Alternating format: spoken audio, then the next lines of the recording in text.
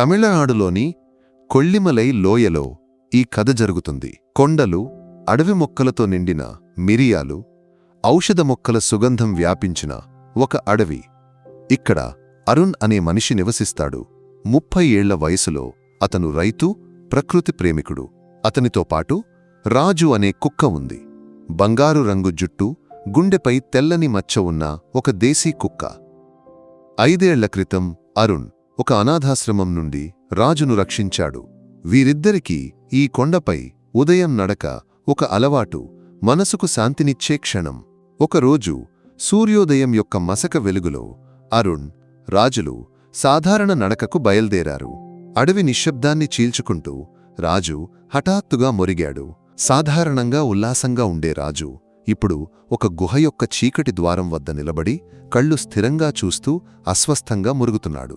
అరుణ్ తన సౌమ్యమైన కళ్లలో ఆసక్తితో రాజును చూశాడు. ఏమిటి రాజు, ఎందుకిలా అని అడిగాడు.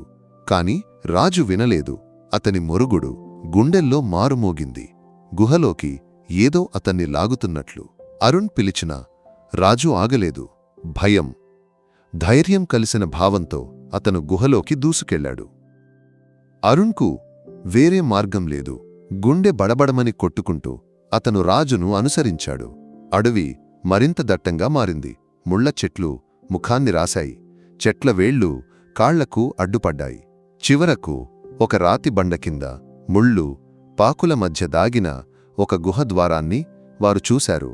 రాజు జుట్టు నిక్కబొడిచి గుహలోకి చూస్తూ మొరిగాడు. ఏమిటి రాజు? అరుణ్ మోకాళ్లపై కూర్చుని అతని తల రుద్దాడు. కాని రాజు శాంతించలేదు. అతను మట్టిని తవ్వాడు, ఏదో కనుగొనాలన్నట్లు. అరుణ్ మనసులో భయం కమ్మింది. ఈ గుహ ఏదో రహస్యాన్ని దాచిపెట్టినట్లు అనిపించింది. కాని రాజు ధైర్యం అతన్ని ముందుకు నడిపించింది. సరే, చూద్దాం అని అతను చెప్పి ఫోన్లో టార్చ్ ఆన్ చేశాడు. వెలుగు గుహ చీకటిని చీల్చింది. రాజు అతని ముందు మార్గదర్శిలా నడిచాడు. గుహలోపల చల్లదనం, తడి, రాళ్లతో నిండిన ఒక సొరంగం. అరుణ్ గుండె బాగా కొట్టుకుంది. కాని రాజు ధైర్యం అతన్ని ముందుకు తోసింది.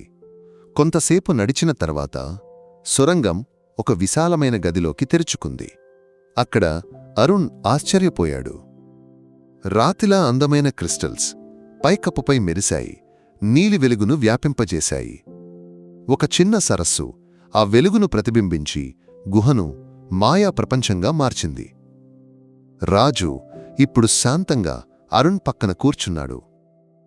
హఠాత్తుగా ఒక మసక శబ్దం, ఒక ఏడుపు. ఎవరది? అరుణ్ అరిచాడు. గుండె బాగా కొట్టుకుంది.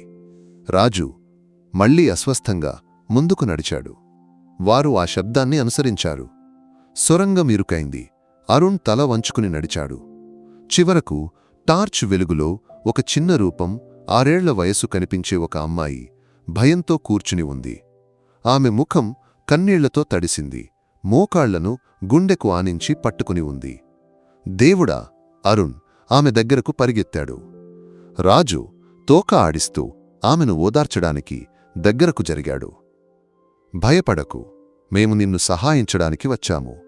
నేను అరుణ్, ఇది రాజు. నీ పేరు ఏమిటి? అతను మృదువుగా అడిగాడు. అమ్మాయి ఒక క్షణం సంకోచించి లక్ష్మి అని చెప్పింది. ఆమె గొంతు వణికింది. రాజు ఆమె పక్కన పడుకుని తన వెచ్చదనంతో ఆమెకు ఓదార్పు ఇచ్చాడు. నీకు నొప్పి ఉందా? అరుణ్ అడిగాడు. లక్ష్మి తన చీలమండను చూపించింది. వాపు వచ్చింది.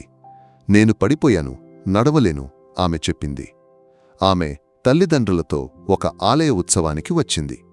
అడవిలో తప్పిపోయి వర్షం నుండి తప్పించుకోవటానికి ఈ గుహలోకి వచ్చింది. కాని దారి కనుగొనలేకపోయింది. అరుణ్ తన సంచిలో నుండి నీళ్లు, ఒక బిస్కెట్ తీసి లక్ష్మికి ఇచ్చాడు. ఆమె ఆకలితో తిన్నది. మేము నిన్ను ఇంటికి చేరుస్తాము అరుణ్ చెప్పాడు. కాని బయటకు వెళ్లే దారి సులభం కాదు. లక్ష్మి చీలమండ నొప్పిగా ఉంది. గుహదారి జారుడుగా ఉంది. రాజు అరుణ్ చేతికి ముక్కు తగిలించి పద అన్నట్లు చూశాడు. వారు నెమ్మదిగా నడిచారు. లక్ష్మి అరుణ్ భుజంపై ఆధారపడింది. హఠాత్తుగా ఒక మెరుపు బయట భారీ వర్షం. గాలి చెట్లను కదిలించింది. వర్షం వారిని తడిమింది. ఇప్పుడు బయటకు వెళ్లడం ప్రమాదకరం. వారు గుహలోకి తిరిగి వచ్చారు. రాజు హఠాత్తుగా మరో దారిలోకి పరిగెత్తి వారిని పిలిచాడు. ఏమిటి రాజు? అరుణ్ అడిగాడు. రాజును నమ్మి వారు ఆ దారిలో నడిచారు. అక్కడ వారు మళ్లీ ఆశ్చర్యపోయారు. ఒక పెద్ద గది, పైకప్పుపై క్రిస్టల్స్ నీలి వెలుగు వ్యాపింపజేస్తున్నాయి. సరస్సు ప్రతిబింబం గుహను స్వప్నలోకంగా మార్చింది. ఇది మాయమా? లక్ష్మి భయం మరచి కళ్ళు తెరిచి అడిగింది. అవును, ఇది అద్భుతం, అరుణ్ చెప్పాడు. వారు అక్కడ విశ్రాంతి తీసుకోవాలని నిర్ణయించారు. అరుణ్ తన సంచిని దిండుగా చేసి లక్ష్మికి ఇచ్చాడు. రాజు ఆమె పక్కన చుట్టుకుని పడుకున్నాడు. లక్ష్మి నిద్రపోతుండగా అరుణ్ గుహ గోడలను గమనించాడు. అక్కడ పురాతన చిత్రాలు, మనుషులు, జంతువులు, తమిళ పురాణ పాత్రలు. ఇది పవిత్ర స్థలమా? అతను ఆలోచించాడు. హఠాత్తుగా లక్ష్మి ఒక కలలో ఏడ్చింది. అమ్మా, నాన్న నన్ను వెతుకుతున్నారు, ఆమె కళ్ళు తెరిచి చెప్పింది. అరుణ్ ఆమెను ఓదార్చాడు. మేము నిన్ను వారి దగ్గరకు చేరుస్తాము. అప్పుడు రాజు లేచి చెవులు నిక్కబొడిచి మొరిగాడు. దూరం నుండి శబ్దాలు. లక్ష్మి. వారు ఆశ్చర్యపోయారు.